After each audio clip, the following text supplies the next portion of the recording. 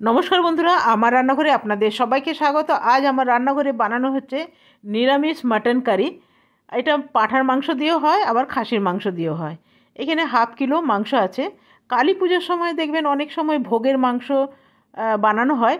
আমি ঠিক সেইভাবেই বানাবো। ভোগের মাংসতে কখনো পেঁয়াজ রসুন পড়ে না। আজকেও আমি পেঁয়াজ রসুন ছাড়াই কিন্তু মাংস বানাবো।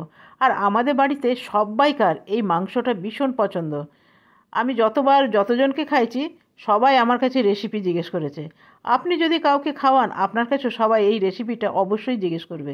এখানে নিয়ে নিলাম নুন, হলুদ, আর ভর্তি 2 চামচ দিলাম জিরে আর আদা বাটা, দিয়ে দিলাম গরম মশলা আর আমার বাড়ির বানানো সবজি মশলা।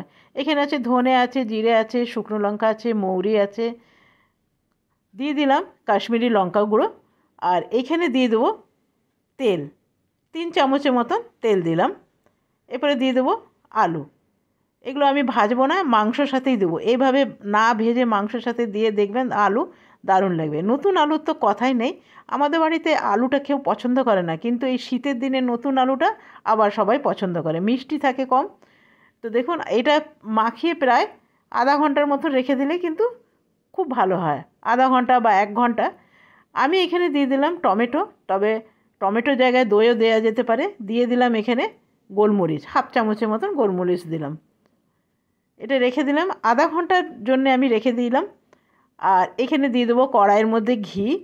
আমি হাফ চামচের মতন ঘি দিলাম। ঘি অবশ্যই একটু দেবেন। আর দিয়ে দিলাম সাদা তেল।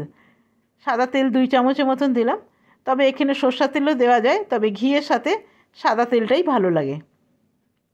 এরপরে দিয়ে দেবো গোটা জিরে 1 চামচের মতন, দিয়ে দেবো তেজপাতা। এরপরে দেখুন জিরেটা ফুটে উঠেছে, ভাজা হয়ে গেছে। এরপরে মাংসগুলো দিয়ে দেবো। দিয়ে দিলাম বাটি ধোয়া জল। ভালো করে মাংসটা কষিয়ে নিতে হবে। যত ভালো করে মাংস কষানো যাবে, মাংসর কিন্তু টেস্ট আসবে ততই ভালো। তো দেখছেন মাংসটা থেকে বেশ খানিকটা জল বেরিয়েছে, অনেকটাই জল বেরিয়ে গেছে। এরপরে একটু আমি কভার লাগিয়ে দেবো। দিয়ে দিলাম একখানা কভার। কিছুক্ষণ পর ফিরে এলাম, দেখলাম কি মাংসটা থেকে এখনও জলটা অনেকটা কমে গেছে। আর আমি দিয়ে দেবো এখানে কাসুরি মেথি। আমার ভীষণ ভালো লাগে তাই দিলাম। আপনাদের যদি ধনেপাতা পছন্দ হয় তো ধনেপাতাও দিতে পারেন। এটা আরেকটু আমি নেড়ে চেড়ে দেবো, তবে জলটা এখনও শুকায়নি, আর একটু কষানো হবে মাংসটা। দিয়ে দিলাম একখানা কভার। এরপরে দেখুন জলটা অনেকটা কমে এসছে আর মাংসটা ভালো করে কষে গেছে। অনেকক্ষণ ধরে এই মাংসটা কষাতে হবে, তবেই যে টেস্ট লাগবে। কেন কি পেঁয়াজ রসুন ছাড়া মাংস হচ্ছে তো। তবে পেঁয়াজ রসুনের কিন্তু একরকম টেস্ট, আবার মাংস এই জিরে আদা দিয়ে মাংস করলে সেটা আলাদা, একদম আলাদা টেস্ট। তবে আমি কি করব, আলুগুলো সেদ্ধ হয়ে গেছে, সেই জন্যে আলুগুলো উঠিয়ে নিলাম। মাংসটা এখনও সেদ্ধ হয়নি।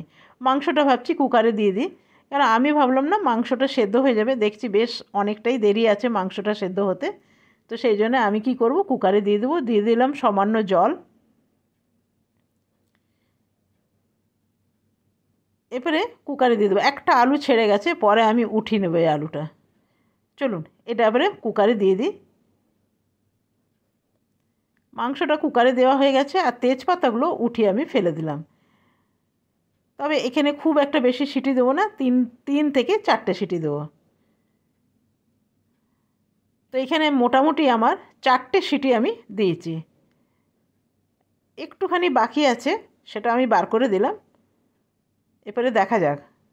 দেখুন এখনও ফুটছে, কিন্তু মাংসের কালারটা খুব সুন্দর এসছে। এখানে আলুগুলো আমি দিয়ে দিব। তবে মাংসটা আমি একটু দেখে নিই সেদ্ধ হয়েছে কি না। দেখলাম কি একদম গলে গেছে, মাংসটা ঠিকঠাক আছে, কিন্তু মাংসের কালারটা দারুণ এসছে। দেখছেন কত মাংস থেকে তেল বেরিয়েছে। তো বন্ধুরা, এটা যাকে খাওয়াবেন সেই আপনার কাছে রেসিপি চাইবে। আর এটা খেতে কিন্তু দারুণ হয়, দারুণ। আজকের মতন এখানে